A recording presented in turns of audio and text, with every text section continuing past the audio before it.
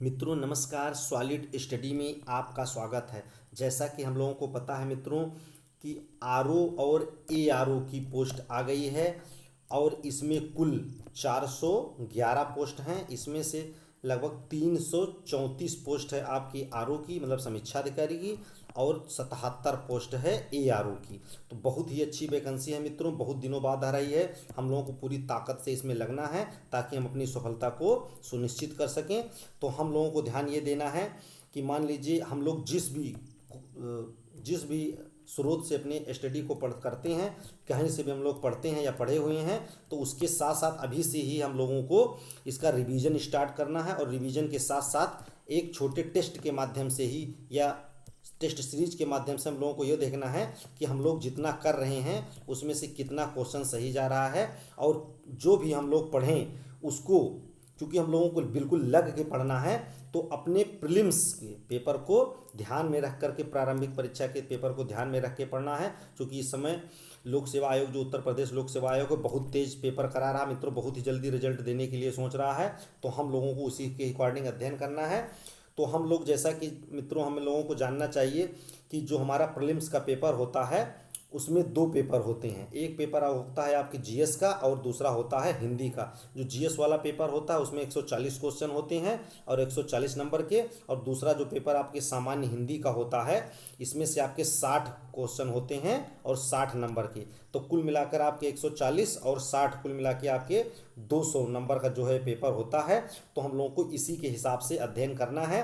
तो अपने अध्ययन को हम लोग जिस भी दृष्टि से जहाँ से भी करते हैं मित्रों, जिस स्रोत से, उसके अलावा हम लोगों को अपने साथ साथ में एक रिवीजन करते हुए या एक टेस्ट सीरीज के माध्यम से अपने अध्ययन को करना है। तो इसी को ध्यान में रखते हुए मित्रों हम लोगों ने एक टेस्ट सीरीज शुरू किया है, ताकि हम लोग पढ़ने के साथ साथ किस हिसाब से पेपर आता है उसका आकलन करते समय और कितने में से लगभग कितना क्वेश्चन हमारा सही हो रहा है, उसी प्रकार से एक 60, चूँकि हम लोग अगर हमेशा 200 क्वेश्चन करेंगे तो जो हमारा, चूँकि करंट अफेयर का भी काफ़ी टॉपिक है और हिंदी भी हम लोगों को तैयार करना है, तो पूरा क्वेश्चन हम लोग हमेशा करेंगे तो टाइम बहुत ज़्यादा लग जाएगा। तो इसी के लिए हम लोगों को एक 60 टेस्ट सीरीज स्टार्ट करेंगे मित्रों, जिसमें आपके 140 क्वेश्चन जो आपके हिंदी हैं उसमें से और जीएस हैं, और 60 क्वेश्चन जो आपके हिंदी से, दोनों को मिला करके मित्रों एक इस जो आपका 140 आता है इसमें से हम लोग लेंगे लगभग 10 क्वेश्चन। क्या करेंगे? 10 क्वेश्चन।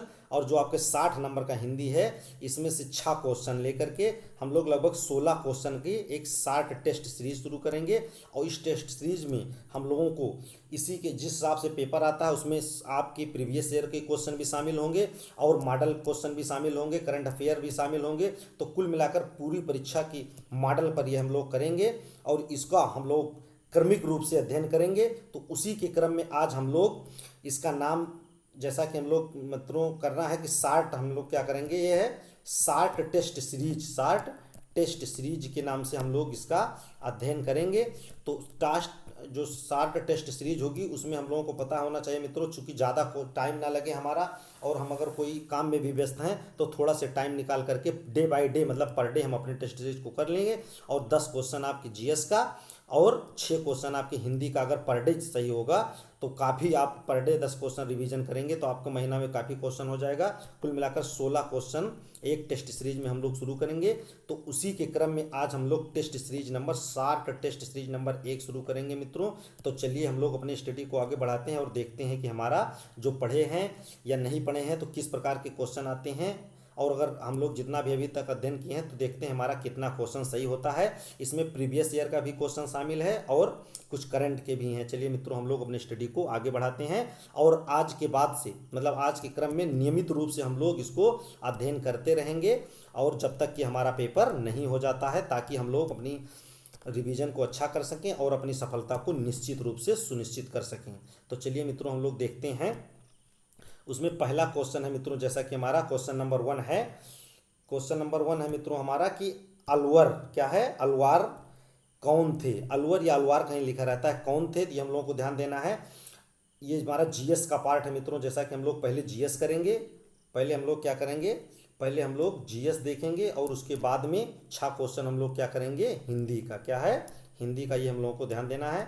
तो पहले हम लोग चलिए देखते हैं जीएस के दिस क्वेश्चन। तो जैसा क्वेश्चन नंबर 1 है कि अलवार कौन थे, ये आया हुआ क्वेश्चन भी है मित्रों। तो ऑप्शन ए है सयो थे, कि ऑप्शन बी है वैष्णव थे, कि ऑप्शन सी है शाक्त थे, कि उपरोक्त सभी थे। तो ये हम लोगों को ध्यान देना है कि जो अलवर थे ये कौन थे, अलवर आपके वैष्णव थे। क्या थे, वैष्णव थे। ये हम लोगों को ध्यान देना है, क्योंकि मित्रों जो खास करके दक्षिण भारत में खास करके तमिल वाला क्षेत्र क्या होता है, तमिल वाले क्षेत्र में जो वैष्णव, जो मतलब कहने का मतलब भक्ति की जो शाखा थी, जो भक्ति भावना की एक परंपरा है, उसमें से शाखाएं जो है भक्ति की, उसमें से 2 शाखाओं के रूप में भक्ति जो आपकी थी 2 शाखाओं के रूप में डिवाइड हुई। इसमें से जो एक थे आपके वैष्णव धर्म वाले, क्या है, विष्णु को मानने वाले, अर्थात भगवान विष्णु को मानने वाले जो थे उनको, और एक थे शैव को मानने वाले। क्या थे, शैव मतलब शंकर भगवान को मानने वाले। तो जो विष्णु को मानने वाले हैं मित्रों, इसको हम लोग क्या कहते हैं, वैष्णव कहते हैं। क्या कहते हैं, वैष्णव कहते हैं। और जो शैव को मानने वाले हैं इसको शैव बोलते हैं। तो वहाँ पर जो भारत में, दक्षिण भारत में खास करके जो विष्णु को मानते हैं उसको क्या बोलते हैं, अलवार। क्या बोलते हैं, अलवार। और जो शिव को मानने वाले हैं उसको नयनार कहते हैं। क्या कहते हैं, नयनार कहते हैं। यहीं से क्वेश्चन लिया गया है मित्रों, आया हुआ क्वेश्चन है। तो हम लोगों को ध्यान देना है कि जो विष्णु मतलब जो वैष्णव परंपरा को मानने वाले हैं उसको अलवार बोलते हैं, और जो शैव परंपरा को मानने वाले हैं उसको नयनार बोलते हैं। तो दोनों में से कहीं से क्वेश्चन आ सकता है, क्वेश्चन आया हुआ है। तो अलवार कौन थे, तो हम लोगों को ध्यान देना है कि अलवार कौन थे, ये विष्णु के उपासक अर्थात वैष्णव थे। चलिए हम लोग अपना नेक्स्ट क्वेश्चन देख लेते हैं। अगला क्वेश्चन है मित्रों हम लोगों का कि भारतीय राष्ट्रीय पंचांग का प्रथम माह, चूंकि हम लोग जो जनवरी फरवरी वगैरह देखते हैं वो इंग्लिश मंथ है, तो भारतीय राष्ट्रीय पंचांग का प्रथम माह कौन सा है, ये हम लोगों को ध्यान देना है मित्रों। तो इसमें ऑप्शन ए है ज्येष्ठ, ऑप्शन बी है चैत्र, ऑप्शन सी है फाल्गुन, और ऑप्शन डी है श्रवण। तो हम लोगों को ध्यान देना है कि भारतीय राष्ट्रीय पंचांग का जो प्रथम माह होता है, पहला महीना जो होता है वो आपका होता है चैत्र। क्या होता है, चैत्र होता है। ये हम लोगों को ध्यान देना है, काफ़ी क्वेश्चन कई परीक्षाओं में पूछे जाते हैं। तो जैसा कि हम लोगों को ध्यान देना है, जो प्रथम माह है, हिंदी का कहने का मतलब जो आपका प्रथम माह है, चूँकि 12 मंथ होते हैं तो हम लोगों को ध्यान देना है जो प्रथम माह है मित्रों इसको हम लोग कहते हैं चैत्र। क्या नाम है इसका, चैत्र। और ग्रामीण क्षेत्रों में चैत बोलते हैं, चैत्र है। और जो अंतिम माह है, कहने का मतलब जो अंतिम माह मित्रों इसको हम लोगों को याद रखना है फाल्गुन या फागुन। क्या है, फाल्गुन या फागुन, ये हम लोगों को ध्यान देना है।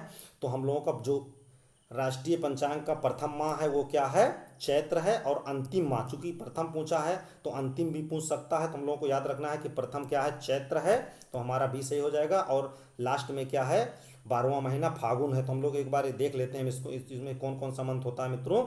तो होता है आपका चैत बैसाख जेठ आषाढ़ सावन भादो कुवार कार्तिक अगहन पूस माघ और फाल्गुन। तो जो 12वां मंथ है वो क्या है, फाल्गुन है। और पहला आपका चैत्र है, ये हम लोगों को ध्यान देना है। चलिए आगे हम लोग नेक्स्ट देखते हैं मित्रों। अब क्वेश्चन नंबर 3 है मित्रों, क्या है, क्वेश्चन नंबर 3 है कि शुद्ध द्वैतवाद, शुद्ध अद्वैतवाद क्या है, शुद्ध अद्वैतवाद का प्रतिपादन किया था। मतलब शुद्ध अद्वैतवाद का प्रतिपादन किसने किया था, मतलब इसके प्रतिपादक कौन है। तो ऑप्शन ए हो जाएगा मित्रों वल्लभाचार्य ने किया था, कि सॉरी माधवाचार्य ने किया था, कि वल्लभाचार्य ने किया था, कि श्रीकांताचार्य ने किया था, कि रामानुजाचार्य ने किया था। तो इसमें हमारा सही हो जाएगा मित्रों, चूंकि हम लोग शुद्ध, ये हम क्वेश्चन देखना है कि शुद्ध अद्वैतवाद का प्रतिपादन किसने किया था। तो शुद्ध अद्वैतवाद का प्रतिपादन किया था वल्लभाचार्य जी ने। ये हम लोगों को ध्यान देना है, किसने किया था, शुद्ध अद्वैतवाद का प्रतिपादन किसने किया था, वल्लभाचार्य जी ने किया था। अब हम लोगों को ये ध्यान देना है कि जो आपके माधवाचार्य थे, कौन थे, माधवाचार्य थे, ये द्वैतवाद, चूंकि क्या है, द्वैतवाद मिलते जुलते शब्द है मित्रों, इसलिए हम लोगों को ध्यान देना है जो माधवाचार्य थे वो द्वैतवाद के प्रतिपादक थे, और जो वल्लभाचार्य थे वो शुद्ध अद्वैतवाद के प्रतिपादक थे। और जो आपके मित्रों ये श्रीकांताचार्य जी हैं, ये क्या हैं, ये बंगाली लोक गीतकार हैं। क्या हैं, बंगाली लोक गीतकार हैं, ये हम लोगों को ध्यान देना है। और जो आपके रामानुजाचार्य थे, जैसा कि हम लोगों को पता है, ये विशिष्ट द्वैतावाद, कौन थे, विशिष्ट द्वैतावाद के ये आपके प्रतिपादक हैं, ये हम लोगों को ध्यान देना है। तो जो वल्लभाचार्य थे वो आपके द्वैतवाद के, माधवाचार्य द्वैतवाद के और वल्लभाचार्य शुद्ध अद्वैतवाद के, और श्री कांताचार्य जो थे बंगाली लोकगीतकार हैं मित्रों, और श्री रामानुजाचार्य कौन थे, ये विशिष्ट द्वैतावाद के वो प्रतिपादक हैं, ये हम लोगों को ध्यान देना है। चलिए नेक्स्ट क्वेश्चन हम लोग देख लेते हैं। क्वेश्चन नंबर 4 है। क्वेश्चन नंबर 4 है मित्रों कि मध्यकालीन भारत के मुगल शासक वस्तुतः कौन थे। जो मध्यकाल में भारत के मुगल शासक थे वह कौन थे, मतलब कहाँ से बिलोंग करते थे। तो ऑप्शन ए है कि फारसी ईरानी थे, कि अफगान थे, कि चागताई तुर्क थे, क्या थे, चागताई तुर्क थे, उपयुक्त में से कोई नहीं थे। तो ये हम लोगों को ध्यान देना है कि जो मध्यकालीन भारत के मुगल शासक थे वह कौन थे, वो चागताई तुर्क थे। जैसा कि हम लोगों को पता है चंगेज खान, क्या है, चंगेज खान के वंश क्या थे ये लोग, चंगेज खां की पुष्ट के थे। जैसा कि हम लोग पता है जो चागताई है मित्रों, ये चंगेज खां के ही वंश से संबंधित है। चंगेज खां का एक बेटा था मित्रों, क्या था, बेटा था, उसी के नाम पर ये चागताई जो तुर्क है ये पड़ा हुआ है, क्या थे, चागताई, ये हम लोगों को ध्यान देना है। ये चंगेज खां के बेटा के नाम पर ये तुर्क जो है ये इसका नाम पड़ा हुआ है, ये हम लोगों को ध्यान देना है। तो जो मध्यकालीन भारत के मुगल शासक थे वस्तुतः क्या थे, चागताई तुर्क थे, और उनका संबंध चंगेज खां के वंश से है। ये चंगेज खां के बेटे के नाम पर इसका चागताई तुर्क नाम पड़ा है, ये हम लोगों को ध्यान देना है। चलिए आगे हम लोग देखते हैं। अगला क्वेश्चन है मित्रों कि क्वेश्चन नंबर 5 है कि निर्वाचन भारतीय संविधान या संविधान के निर्वाचन संविधान के किस भाग में है। तो हम लोगों को ध्यान देना है कि ऑप्शन ए है भाग 17 में है, कि ऑप्शन बी भाग 9A में है, कि ऑप्शन सी भाग 15 में है, कि ऑप्शन डी भाग 5 में है। तो जैसा कि हम लोगों को पता है मित्रों कि निर्वाचन हम लोगों का कहाँ पर है, तो निर्वाचन हमारा भाग 15 में है। कहाँ पर है, भाग 15 में, ये हम लोगों को ध्यान देना है। अब जो भाग 17 आपका है, क्या है, जो भाग 17 है मित्रों ये हमारी राजभाषा है, क्या है, भाग 17 में हमारी राजभाषा है, ये हम लोगों को ध्यान देना है। यहाँ से भी काफ़ी क्वेश्चन पूछा जाता है, चूँकि निर्वाचन का टाइम चल रहा है, कई राज्यों में अनाउंस हो गया है इलेक्शन, ये हम लोगों को ध्यान देना है। तो यहाँ से क्वेश्चन उठ सकता है। तो निर्वाचन संविधान के किस भाग में है, तो ये हम लोगों को ध्यान देना है कि भाग 15 में है, ये हम लोगों को ध्यान देना है। और भाग 17 में क्या है, राजभाषा है, क्या है, भाग 17 में राजभाषा है। और भाग 9A या 9 का हम लोग बोलते हैं, 9A में क्या है, नगर पालिकाएँ हैं, क्या है, नगर पालिकाएँ हैं, ये हम लोगों को ध्यान देता है। और उसके बाद में आपका जैसे बचता है भाग 5, क्या है, भाग 5 में जैसा कि हम लोगों को पता है यूनियन और संघ है। तो ये हमारा क्वेश्चन हो गया मित्रों कि निर्वाचन भारतीय संविधान के किस भाग में है, तो निर्वाचन भारतीय संविधान के भाग 15 में है, ये हम लोगों को ध्यान देना है। चलिए आगे की क्वेश्चन में हम लोग देख लेते हैं मित्रों। इसमें है कि उत्तर प्रदेश का कौन सा जिला, कौन सा, उत्तर प्रदेश का कौन सा जिला 4 राज्यों से, किससे, 4 राज्यों को स्पर्श करता, 4 राज्यों से छूता है। तो ऑप्शन ए है सहारनपुर, ऑप्शन बी है सोनभद्र, ऑप्शन सी है ललितपुर, और ऑप्शन डी है बलिया। तो हम लोगों को ध्यान देना है कि उत्तर प्रदेश का कौन सा जिला जो 4 राज्यों को टच करता है, तो यह है सोनभद्र। ये काफ़ी क्वेश्चन आया हुआ है मित्रों। उत्तर प्रदेश विशेषतांक का महत्व भी बढ़ गया है, तो इसमें क्वेश्चन आयोग पूछ सकता है कि उत्तर प्रदेश का कौन सा जिला 4 राज्यों को स्पर्श करता है। तो हम लोगों को ध्यान देना सोनभद्र। जैसा कि मित्रों हम लोगों को पता है कि भारत उत्तर प्रदेश के मैप में नीचे सोनभद्र है और दूसरी तरफ ललितपुर है। तो यहाँ से मित्रों जैसा कि हम लोग पता है कि इस वाले क्षेत्र में इस प्रकार से है। तो ये वाला जो आपका टच है ये है इधर बिहार, क्या है, बिहार, ये हम लोगों को ध्यान देना। मैपिंग के माध्यम से हम लोग देख लेते हैं। और यहाँ आपका है झारखंड, क्या है, झारखंड है, ये हम लोगों को ध्यान देना। ये है आपका छत्तीसगढ़, क्या है, छत्तीसगढ़। और इधर आपका है एमपी माने मध्य प्रदेश। तो इस प्रकार से ये आपका जो क्षेत्र है मित्रों ये हमारे प्रदेश का एक ऐसा जिला है सोनभद्र, क्या है, सोनभद्र है। ये आपका 4 राज्यों से मिला हुआ है, ये हम लोगों को ध्यान देना। कितने राज्यों से, 4 राज्यों से। इधर आपके है एक एमपी, छत्तीसगढ़, झारखंड और बिहार, ये हम लोगों को ध्यान देना है। चलिए नेक्स्ट क्वेश्चन हम लोग देख लेते हैं। अगला क्वेश्चन नंबर 7 है मित्रों कि तिब्बत के पठार की समुद्र तल से औसत ऊंचाई कितनी है, तो हम लोगों को ध्यान देना है समुद्र तल से औसत ऊंचाई इसका कितना है। तो ये पूछा हुआ क्वेश्चन है मित्रों, समीक्षा अधिकारी का ही पूछा हुआ क्वेश्चन है। तो तिब्बत के पठार समुद्र तल से औसत ऊंचाई इसकी कितनी है। Option A 7 kilometre, option B 3 kilometre, option C 9 kilometre और ऑप्शन डी 5 किलोमीटर। तो इसमें हमारा सही हो जाएगा समुद्र तल से औसत ऊंचाई तिब्बत के पठार की कितनी, मतलब पामीर के पठार की, तो हम लोगों को ध्यान देना है ये हो जाएगा ऑप्शन डी 5 किलोमीटर। चूंकि हम लोगों को मित्रों पता होना चाहिए जो तिब्बत का पठार है वो चूंकि विश्व का सबसे बड़े पठार में से है, तो इसकी औसत ऊंचाई समुद्र तल से लगभग 4500 मीटर है। कितना है, 4500 मीटर है। तो ये हम लोगों को ध्यान देना है, इसी के आसपास मतलब नियर अबाउट 5000 मतलब 5000 मीटर या 5 किलोमीटर है। तो यही हमारा ऑप्शन सही हो जाएगा। उसमें अगर परीक्षा में डायरेक्ट देगा तभी हम लोगों को याद रखना है कि 4500 मीटर मतलब 4.5 किलोमीटर के आसपास है। और हम लोगों को ध्यान देना है भारत में जो हमारे समुद्र तल का स्तर नापा जाता है वो कहाँ से, वो मद्रास या मतलब चेन्नई के समुद्र से तल से मापा जाता है। ये हम लोगों को ध्यान देना है। तो क्वेश्चन हमारा है कि तिब्बत क्या मित्रों, तिब्बत के पठार की समुद्र तल से औसत ऊंचाई कितनी है, तो 5 किलोमीटर लगभग 4500 मीटर। ये हम लोगों को ध्यान देना है। चलिए अगला क्वेश्चन देखते हैं मित्रों हम लोग। क्वेश्चन नंबर 8 है कि एक भारहीन गुब्बारे में, मान लीजिए एक भारहीन गुब्बारा है उसमें 100 ग्राम जल भर दिया जाता, जल भरा गया है, तो इसका जल में भार कितना होगा, मतलब इसका गुब्बारे सहित जल में भार कितना होगा। तो ये हम लोगों को ध्यान देना है। तो ये हम लोगों को ध्यान देना है चूंकि, चलिए देख लेते हैं पहले ऑप्शन।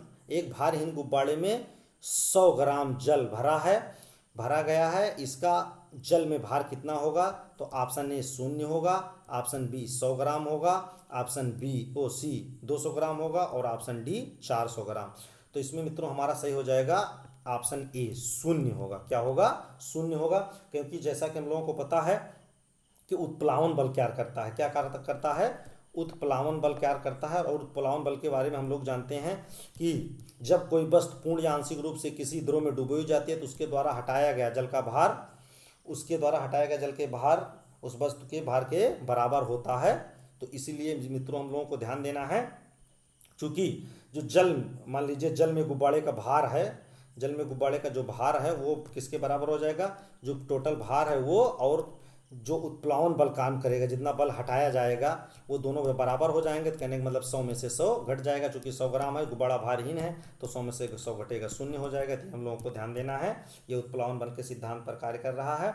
चलिए नेक्स्ट क्वेश्चन हम लोग देख लेते हैं मित्रों। क्वेश्चन नंबर 9 है कि चंद्रयान प्रथम क्या है, चंद्रयान प्रथम कब लॉन्च किया गया था।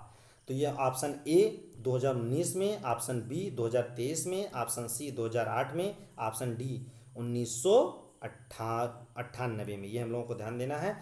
तो इसमें हमारा सही हो जाएगा, चूंकि चंद्रयान प्रथम पूछ रहा है, क्या है चंद्रयान प्रथम कब लॉन्च किया गया, तो ये हो जाएगा सही ऑप्शन सी। क्या, ऑप्शन सी 2008 में। ये हम लोगों को ध्यान देना है। जो चंद्रयान प्रथम था मित्रों वो 22 अक्टूबर क्या है, 22 अक्टूबर 2008 को लॉन्च किया गया था। कब, 2008 को। ये हम लोगों को ध्यान देना है।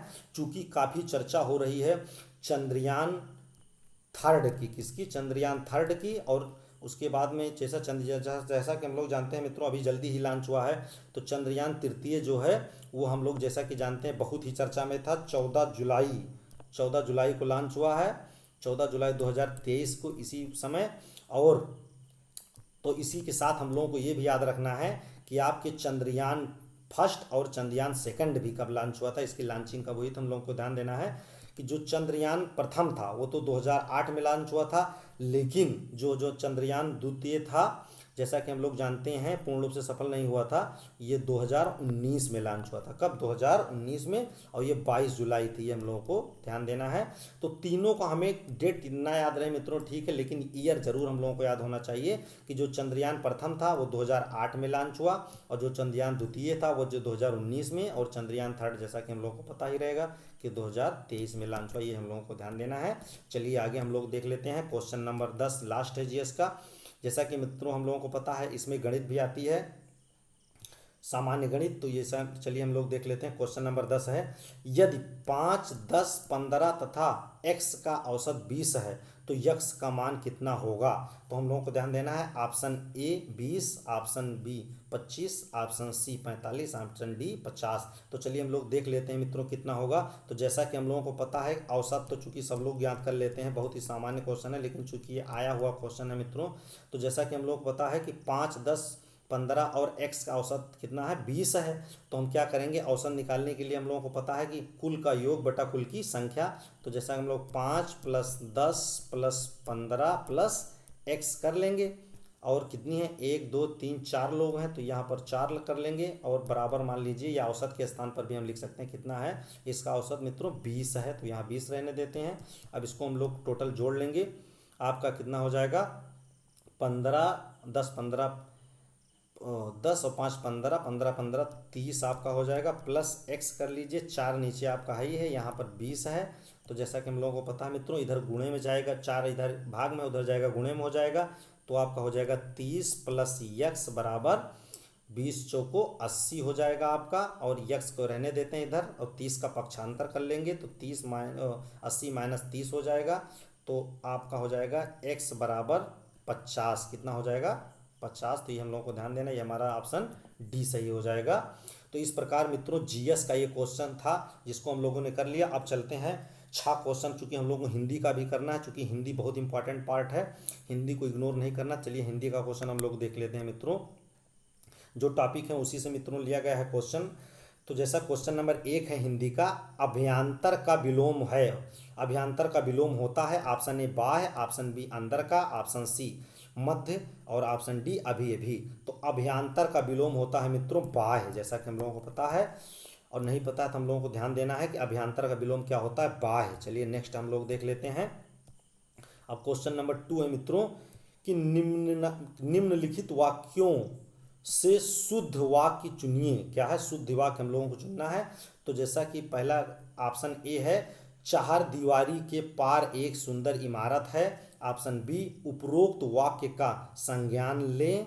ऑप्शन सी, शिक्षणेतर ये हम लोगों को ध्यान देना, शिक्षणेतर कर्मचारी आज शाम को एकत्र होंगे। और ऑप्शन डी है, यह कार्य अत्यंत महत्वपूर्ण है। तो इसमें से हमारा सही हो जाएगा, चूंकि शुद्ध वाक्य पूछना है मित्रों, यहाँ पर देखना है, कभी कभी शुद्ध अशुद्ध करके पूछ लेता है, तो शुद्ध हम लोगों को देखना है। तो शुद्ध हमारा हो जाएगा ऑप्शन डी। क्या है, ऑप्शन डी, इसमें पूरा सही है, यह कार्य अत्यंत महत्वपूर्ण है, इसमें बिल्कुल वाक्य सही है। अब चलिए इसमें देख लेते हैं ऑप्शन ए में गलत क्या है मित्रों।